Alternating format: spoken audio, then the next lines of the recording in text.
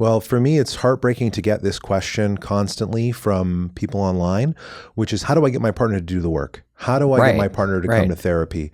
How do I get my partner to work on things with me, read a book with me, take a course with me, listen to a podcast, whatever it is. Listen to a podcast, yeah. And this podcast. There's so much pain inside of our relationships. Suffering is a part of life, but I think a lot of that is inside of our relationships, whether it's romantic or it's with family, friends, coworkers, colleagues. We get into all kinds of tricky spots. With romance in particular, I find it really interesting that we're propagandized by culture.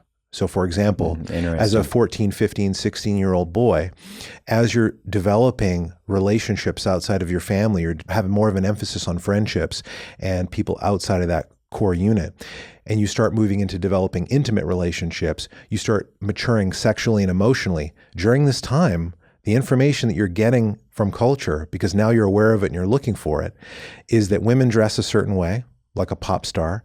They look a certain way. And we project, because we all do this inside of a normal relationship, we project that the right partner or the person that looks good enough or has the right body or is successful enough is going to meet all of our needs. They're going to satisfy our longings, and they are going to be everything to us. They are going to be the Jerry Maguire, you complete me sort of experience.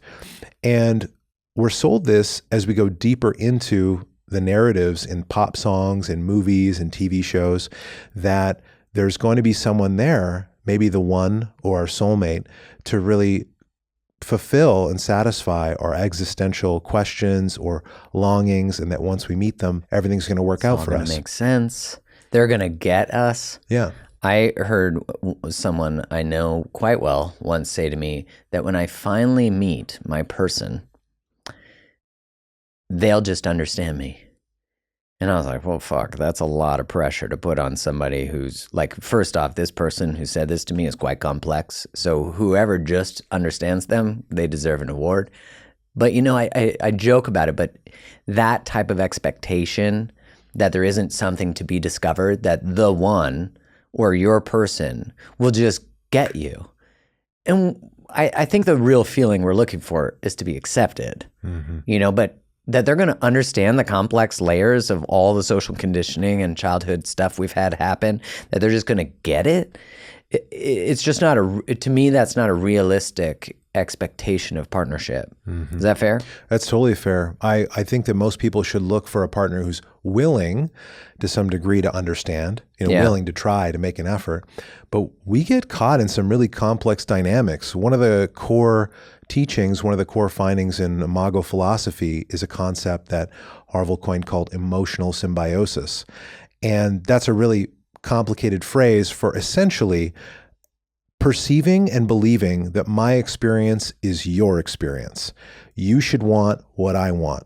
You should see things the way that I see it. And we get into this, and we do it in different ways too. You know what? If I'm happy, you're happy. Oh, yeah. If you want it, I want it. If you're good, I'm good. But that's not true connection. Right. That's emotional symbiosis. True connection is I'm connected to who I am and your difference. And I maintain who I am and maintain connection in that. In our differences? Yeah. So one of the key things that happens in a relationship is we object to difference, and we do it really quickly because difference causes us anxiety. So an example would be like, if you believe that the dishes should be done right after dinner, but I believe in lounging and putting my feet up and digesting my food. And you know what? I'm tired. I'm going to go to bed. I'll do it in the morning. This is one thing that comes up between me and my partner. She wants to People are listening right now being like, fucking hell, that's us. Yeah. For everyone listening, your conflicts in the kitchen are not rare. This is everyone I talk to, every couple has got something. It's about when to do the dishes. It's about how the garbage disposal should work, who takes out the garbage, who does more chores, who should cook. It happens also because I think as children, the kitchen is a gathering place for the family. And so when the family gathers together, there's an opportunity for attunement or misattunement. There's an opportunity for people to have a loving interaction or a stressful interaction, something that could be cold, something that could be warm. And we have a tendency to replay childhood dynamics in our adult relationships. So I have noticed, and my partner has noticed, and the couples that I work with have noticed that they have a tendency to do this, that when they look and they see there's a similar resonance or an exact replication of something that went on for them when they were a kid. Like their frustrations. Like the frustrations they had as a kid, the misattunements they had with their parent.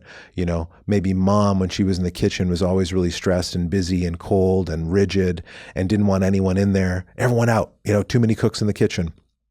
And then as an adult, you can replay that by perceiving that your partner is your mom, or becoming your mother and becoming really rigid in the kitchen. And then having these little moments where you run into your partner's trigger or sensitivity to the way that you're being. It's very subtle the way that these things can happen because it's automatic, it's on autopilot, it's unconscious. When we think that our partner should see it the way that we see it, we actually just believe how I feel is how you feel. Let's do it my way. This is the right way. And that happens for a number of reasons, which is really this experience of pain that we come into, and we've all got pain in our relationships. Yeah. If you're the one that wants your partner to go to therapy with you, there's some pain, hurt, stress, something you're longing for, some need that's not getting met, which is why you want to discuss it, which is why you want to try and work it out with your partner. And what's often not seen is that the other partner there who's resistant to getting help, resistant to putting their hand up to ask questions or let someone else into their world, also has pain and hurt. And it might be fear. It might be concerns that they have about certain outcomes. It might be that they feel annoyed, actually, that their partner's wanting more from them, wanting them to grow, wanting them to change. Mm-hmm. And why can you not just be happy? Yeah. Yeah.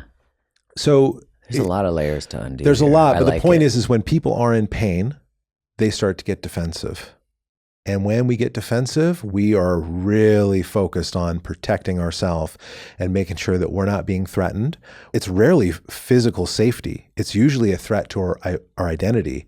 It's usually a threat to our sense of power or our ability to explore the world, our freedom in some way.